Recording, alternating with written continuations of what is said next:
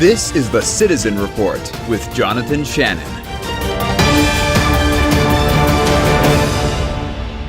Welcome to the Citizen Report. I'm Jonathan Shannon, and thank you for joining us tonight. America is reeling from the effects of the 2018 midterm elections. The new Congress will be divided, with Democrats taking control of the House and Republicans cementing further control in the Senate.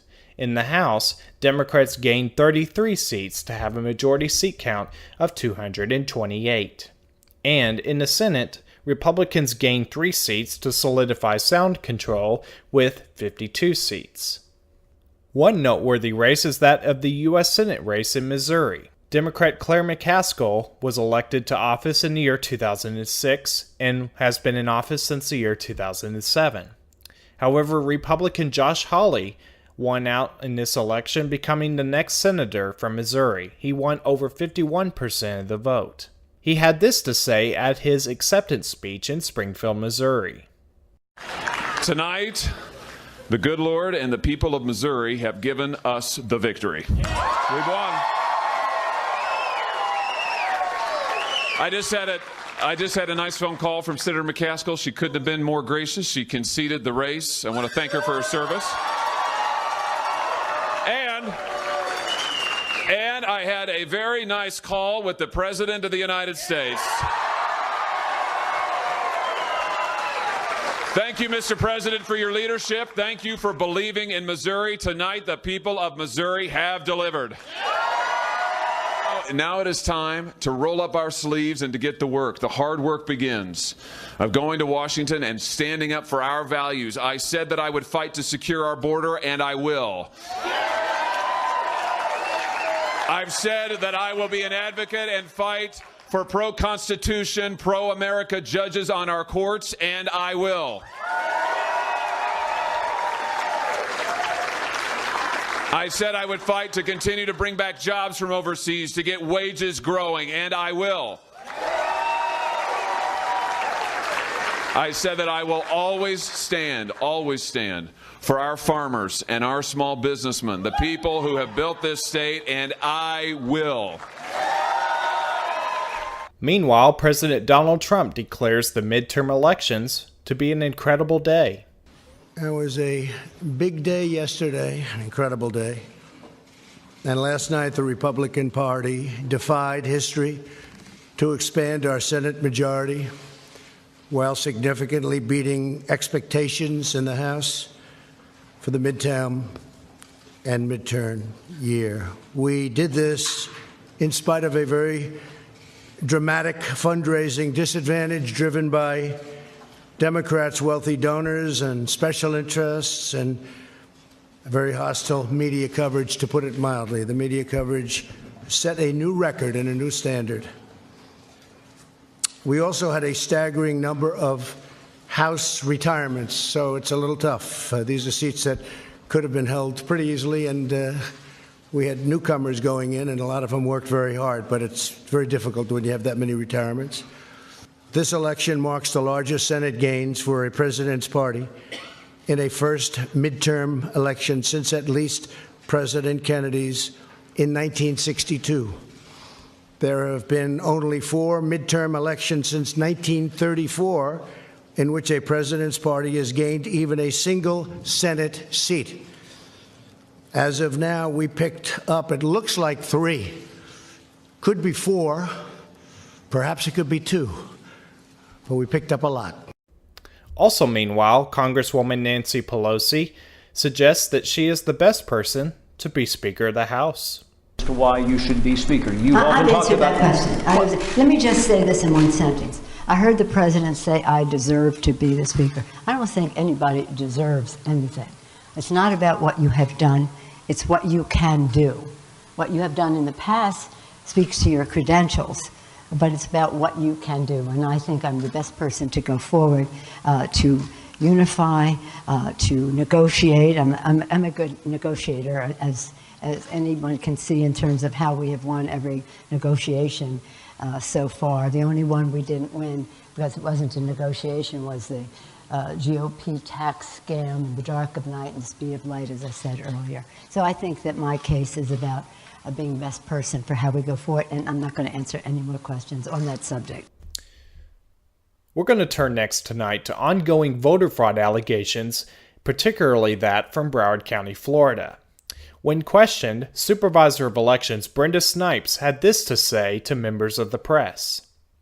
Oh, you're going to have undervotes. You always have undervotes. See that race? It may be that, and I don't know where the undervotes are right now. I haven't looked at a report. Okay. But they're always undervotes. So Well, it's just that when they look at the data, they say that a lot of people voted for governor and the AG, but then the Senate race was not calculated. So what could you attribute it to? People just not. you know, I haven't talked to any voters about that, so I don't know.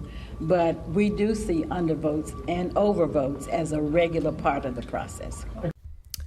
If you're like me, that response literally made no sense. So let's hear what President Trump had to say when he was asked about these voter fraud allegations. If you look at Broward and Palm Beach to a lesser extent, if you look at Broward County, they have had a horrible history. And if you look at the person, in this case a woman, involved, she has had a horrible history. And all of a sudden, they're finding votes out of nowhere. And Rick Scott, who won by, it was close, but he won by a comfortable margin. Every couple of hours, it goes down a little bit. Also, presumed winner of the U.S. Senate race, Governor Rick Scott, had this to say also. In Palm Beach County, there are 15,000 new votes found since election night. So it has been over 48 hours since the polls closed, and Broward and Palm Beach counties are still finding and counting ballots. And the supervisors, Brenda Snipes and Susan Booker, cannot seem to say how many ballots still exist and where these ballots came from or where they have been. The people of Florida deserve fairness and transparency, and the supervisors are failing to give it to us. Every Floridian should be concerned there may be rampant fraud happening in Palm Beach and Broward counties. The left-wing activists in Broward County have been coming up with more and more ballots out of nowhere. We all know what is going on. Every person in Florida knows exactly what is happening. Their goal is to keep mysteriously finding more votes till the election turns out the way they want. And when that fails, they will file a bunch of lawsuits in order to try to overturn the will of the voters. Tonight, I'm asking the Florida Department of Law Enforcement to investigate this immediately, and I am considering every single legal option available. No ragtag group of liberal activists or lawyers from D.C. will be allowed to steal this election from the voters in this great state. Now, allegations of voter fraud in Broward County, Florida are not new. In fact, in the year 2016, a woman by the name of Chelsea Marie Smith was employed full-time at the Broward County Supervisor of Elections. After being terminated by that office, she signed a sworn affidavit which reads in part, quote, "Eventually, an employee opened the door for me and, in a very hurried pace, allowed me in the room and told me to place my ballots on a different table. Once in the room, I could see the 4 SOE, that's Supervisor of Elections, employees sitting at the same table actively filling out election ballots. Each had a stack of blank ballots to the right of them, about an inch high, and a stack of completed ballots to their left. There were perhaps a dozen in each completed stack. I could see that the bubbles on the right stack had not been filled in, while the bubbles on the left stack had been blackened in.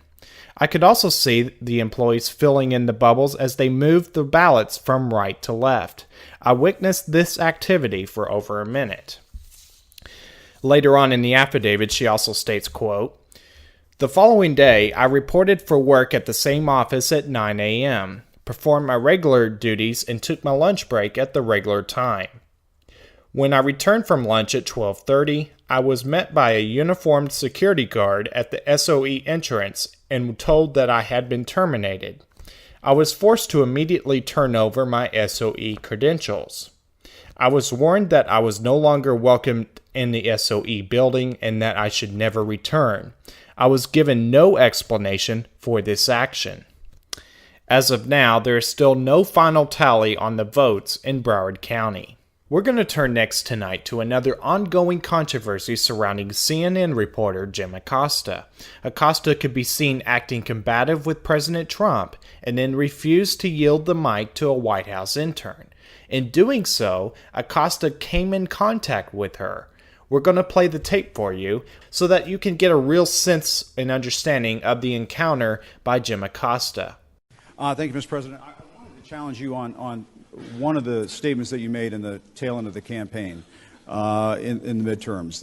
Here we go. If you don't mind, Mr. President, that this caravan was an invasion. As you know, Mr. President, I consider it to be an invasion. As you know, Mr. President, the caravan was not an invasion. It's a group of migrants moving up from Central America towards the border with the U.S. Thank you for telling me that. I appreciate it. Why did you... Honestly, I think you should let me run the country. You run CNN. All right. And if you did it well, your ratings Let would me be ask, much better. if I may ask one other question. Mr. President, if I may ask one other question, are you worried... That's enough. That's enough. Mr. President, I was going to ask one of the other folks... That's enough. Pardon me, ma'am.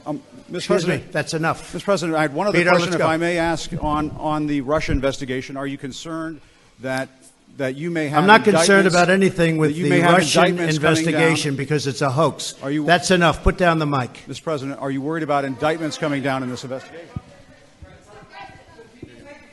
Mr. President. I'll tell you what, CNN should be ashamed of itself having you working for them. You are a rude, terrible person. You shouldn't be working for CNN.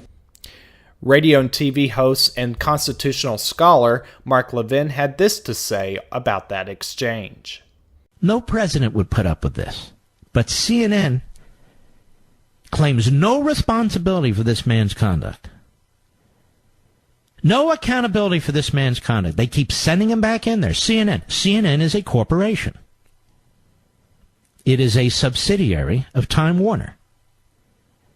And they're sending this man into these press conferences to disrupt this press conference, which really obstructs the American people from learning more information about what the president's doing or what he plans to do. This doesn't help the republic. This isn't freedom of the press.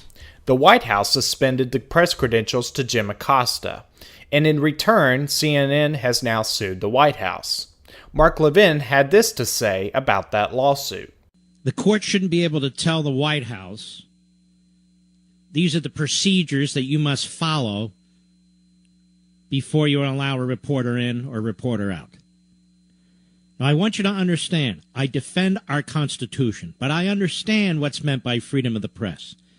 And when you have somebody among the press who takes it upon themselves to hijack a press conference, I don't care what questions they're asking. It is absolutely unacceptable. And that was Mark Levin speaking on his radio show about the CNN lawsuit. And that's it from us here on the Citizen Report. Thank you, as always, for tuning in. I'm Jonathan Shannon, and I hope to see you right back here again next time. Have a great week ahead.